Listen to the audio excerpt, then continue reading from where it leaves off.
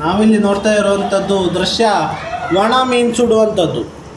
ಒಣ ಮೀನು ಸುಡುವಂಥದ್ದು ನಮ್ಮ ಗ್ರಾಮೀಣ ಪ್ರದೇಶದಲ್ಲಿ ಹೆಚ್ಚಾಗಿ ಕಂಡುಬರ್ತದೆ. ಅದರಲ್ಲಿ ಕುಂದಾಪುರ ಸೈಡಲ್ಲಿ ಜಾಸ್ತಿ. ಈ ಜಿಡಿ ಜಿಡಿ ಮಳೆಗೆ ಈ ಒಣ ಮೀನನ್ನು ಸುಟ್ಟು ಅದರಲ್ಲಿ ಊಟ ಮಾಡುವಂಥ ಮಜನೇ ಬೇರೆ.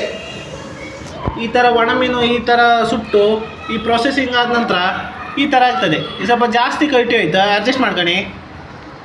ಹಾಗೆ ಇದನ್ನ ಒಂದು ಇಷ್ಟಣ್ಣದ ಹಾಯ್ಕೊಂಡು ಉಂಡಗರೆ ಪಲ್ಲಿಗಿಲ್ಲಿ ಎಂತ ಬೇಡ ಕಣಿ, ಆ ನಮ್ಮನೆ ಹಬ್ದಪ್ಪ ಹಾಗೆ ಕಾಮ್ಕೋರ. ಇದೆಲ್ಲ ಬಂಗ್ಡಿ ಮೀನು, ಇದೆಲ್ಲ ಜಾಸ್ತಿ ರೇಟಿಂದ ಅಲ್ಲದೆ ಇದೆಲ್ಲ ಒಂದು 30-40 ರೂಪಾಯಿ ಸಿಕ್ಕುತ್ತೆ ಆ ಗಂಗೊಳ್ಳಿ ಬದಿವಾರ.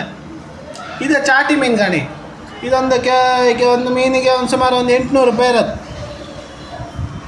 ಇದನ್ನೊಂದು ಈ ಒಣಸಿ ಆ ಬಿಸಿನೂರಿಗೆ ಒಣಸಿ ಹಿಂಗಿನ ಡಬ್ಬಿ ಒಳಗೆ ಹಾಕಿ ಬಚ್ಕೊಂಡು, ಹಿಂಗಿನ ಡಬ್ಬಿ ಒಳಗೆ ಈ ಥರ ಒಂದು ಪ್ರೊಸೆಸಿಂಗ್ ಮಾಡಿ ಒಂದು ಹುಲ್ಲೆಲ್ಲ ಹಾಕಿ ಈ ಥರ ಮಾಡಿ ಸೇಫಾಗಿ ಬಚ್ಚೋದು. ಹಾಳಾತಿಲ್ಲ ಇದು, ಸುಮಾರು 1 ವರ್ಷದವರೆಗೂ ಹಾಳಾತಿಲ್ಲ. ಜಾಗ್ರತೆ ಮಾಡಿ ಬಚ್ಕೋದು.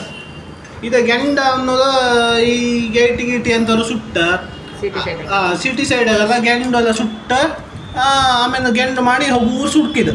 ಜಾಸ್ತಿ ಸುಡ್ಕಾಗ ಹಗೂರು ನಿಧಾನ ಬೆಂಕಿ ಸುಡ್ಕು. ಬೆಂಕಿ ಎಲ್ಲ ಮಾಡ್ಕೊಂಬಿಲ್ಲ, ಇದು ಗೆಂಡು ಮಾಡ್ಕೊಂಡ್ಕ.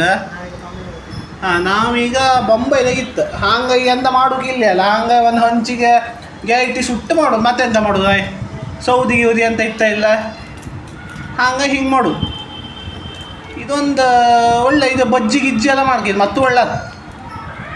ಎರಡು ಹೈಕ ಉಂಡ್ರಿತ್ತಲ್ಲ ಹಾಯ್, ಇದು ರುಚಿಯೇ ಬ್ಯಾರೆ ಮಾರ್ರೆ.